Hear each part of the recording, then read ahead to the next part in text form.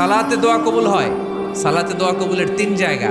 একটা হচ্ছে তাকবীরে তাহরিমার পরে আমরা সানা পড়ি না, আমরা তো একটা পড়ি।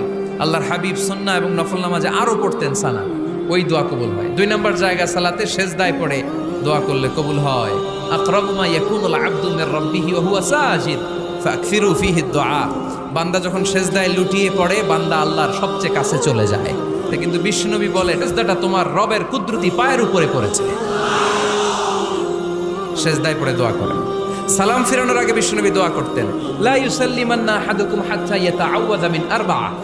আল্লাহর হাবিব বললেন, 4 জিনিস থেকে পানাহ না আছে আমার কোন উম্মত যেন সালাম না ফিরায়। তারা যেন পড়ে, আল্লাহুম্মা ইন্নী আউযু বিকা মিন আযাবিল কবর, আউযু বিকা মিন আযাবি জাহান্নাম, আউযু বিকা মিন ফিতনাতিল মাহইয়া ওয়াল মামাত, আউযু বিকা মিন ফিতনাতিল মাসিহিদ দাজ্জাল। আল্লাহ কবরের আযাব থেকে বাঁচাও, আল্লাহ জাহান্নামের আগুন থেকে বাঁচাও, আল্লাহ জীবন